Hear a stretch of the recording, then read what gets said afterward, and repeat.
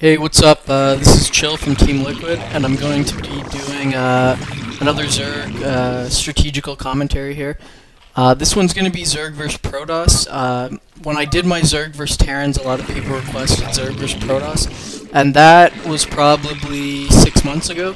So I don't even know if those people are still playing Brood War at this point. So whoever listens to this, I guess you're going to reap the fruits of their request, because I'm really slow at getting around to these things. And the truth is, I just don't play that many good games to demonstrate what I'm trying to show here. I'll either run over the guy, or I'll just get raped, or he'll be doing a strange build that I'll have to adapt to, and it won't end up displaying what I'm trying to show in the commentary. So a good example of that, this was originally going to be 9 pool into Savior Mass Mutas, but the game before this, which incidentally didn't record, I just got completely steamrolled, and that seems to be a common problem when I do that build. So I think I'm going to need some more practice with that, another month, and then I should be good to go with that build. So in the meantime, this is a Zerg vs Protoss on Longinus.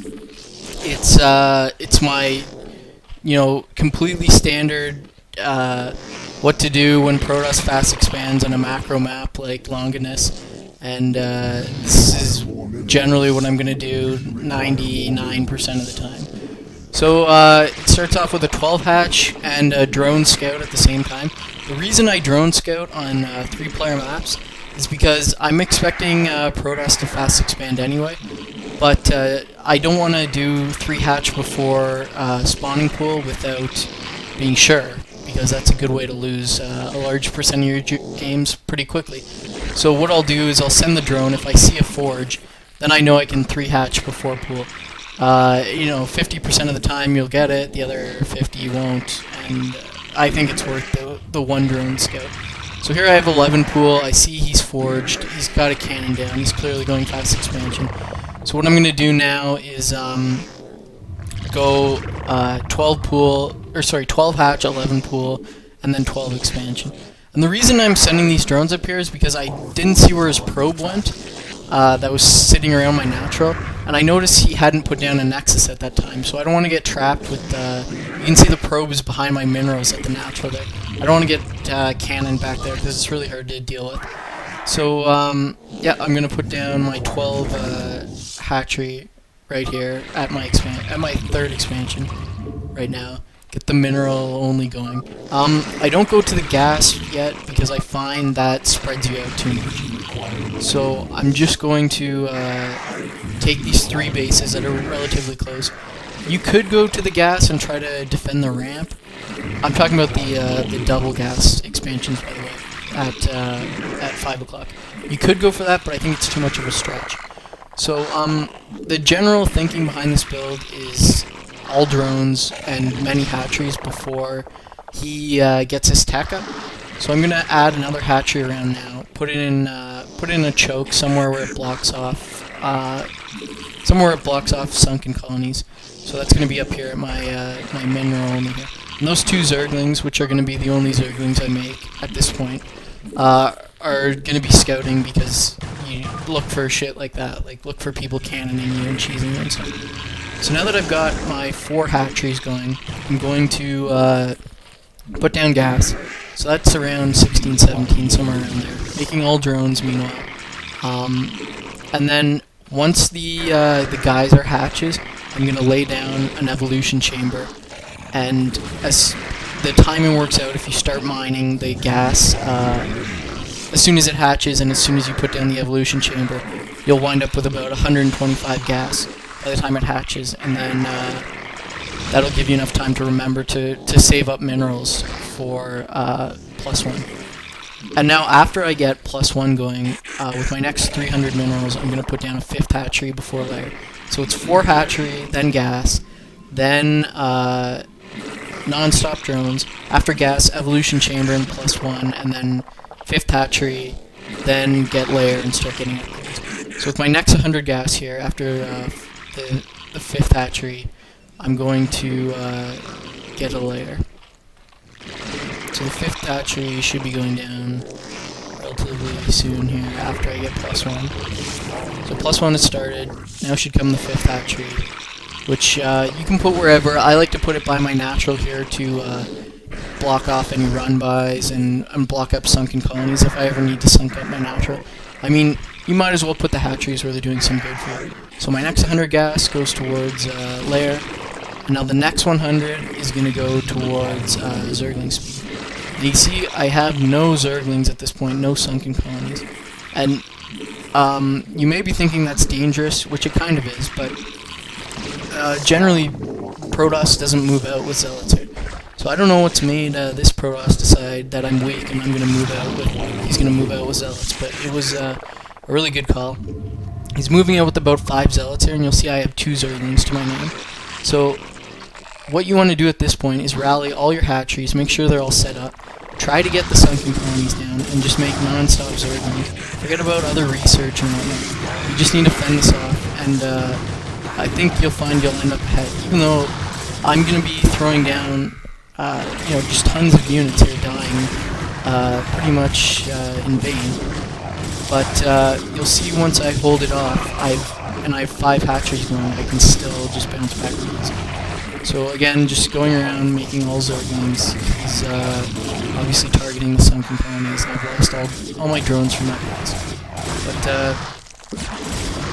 so again, like, this looks like a pretty bad situation, but that hatchery is helping me a lot, in that you can't surround that sunken colony. You can only get 2 or 3 zealots on it at a time, and then finally you'll eventually get a sunken that you can't kill, and you'll catch up. So now I have speed that helps trap running or fleeing zealots. And ideally I would have wanted to start my my Hydralisk den before the lair finished, but I was busy microing around up here. So start the Hydra den when you have time for it, essentially. The best time is halfway through the lair, so that it pops at the same time your Hydra den, or the lair finishes at the same time the Hydra den does. So here I'm going to notice that this +1 should be finished pretty soon. So just when you have that timing down, you want to keep looking at his units and figuring out when his +1 is going to be done. And the way you deal with his +1 before you have +1 is you make sunken colonies, you lure him to them, and you use the Zerglings to take the hits while the Sunkens deal the damage. And eventually, if he has good timing, he'll attack before your +1 is finished. But you should be able to fend it off, and then your +1 should finish by the time he's fleeing. And so this is a position you'll often find yourself in. You've lived the +1 rush. You have lurkers coming, you have +1 as well now, you've got 5 bases, 2 gas, and how do you follow this up?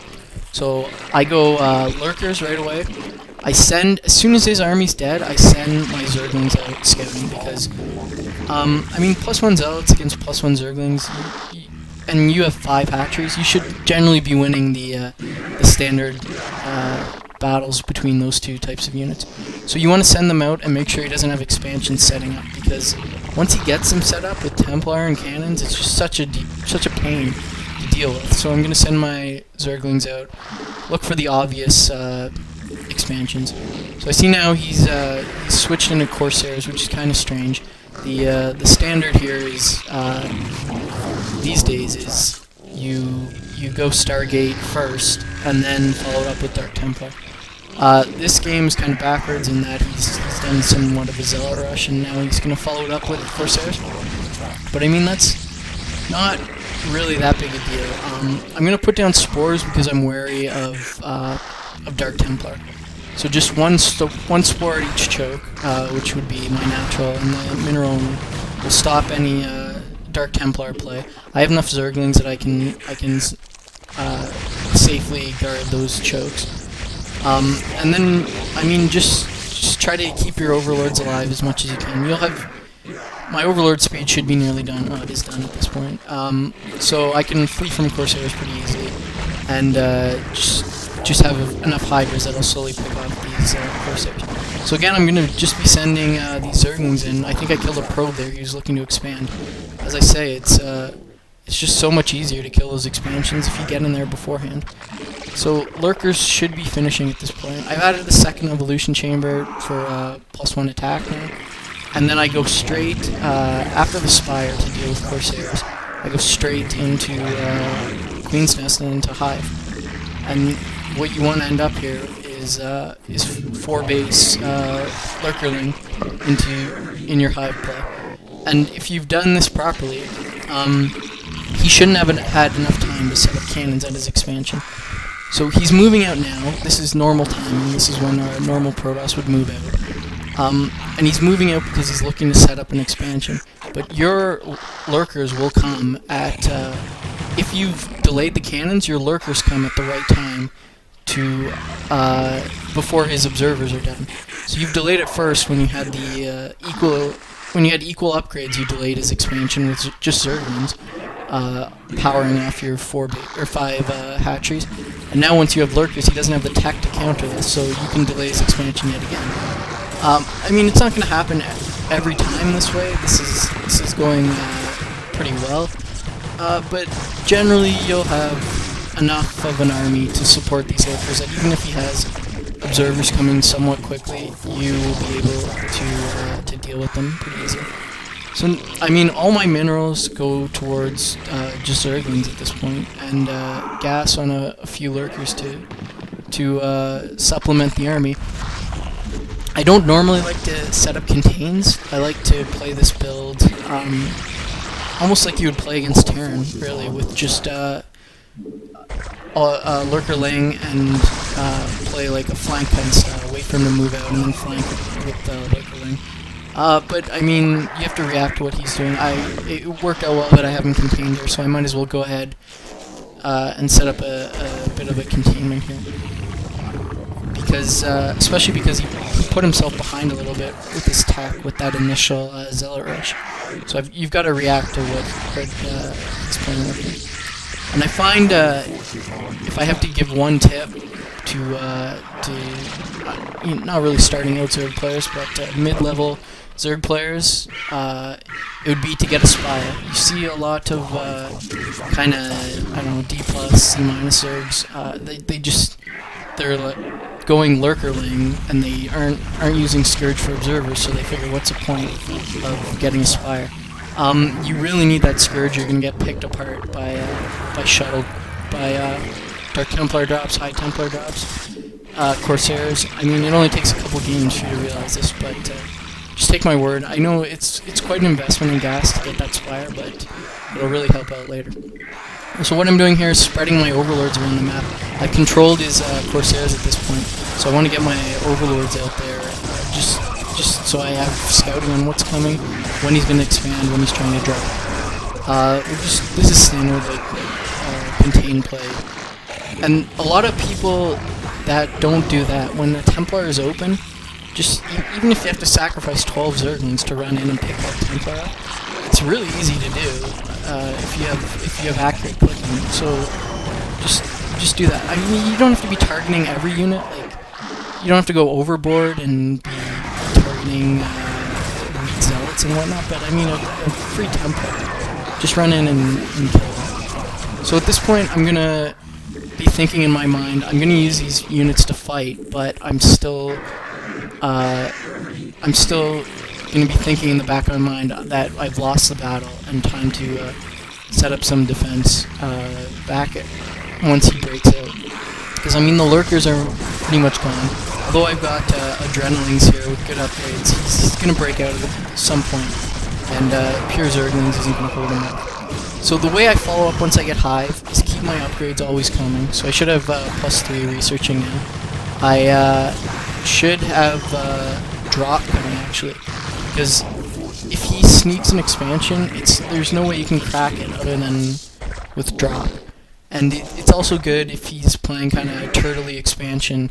You can drop on his main, just to force him to play to your strategy rather than him sitting back, waiting, and reacting to what you're doing. So you'll notice I don't have an Ultralisk Cavern going down at this point. I find when people get to Hive, they rush the Ultralisks too quickly. And it happens, it works for some people, but it doesn't work for me. So what I do is I stay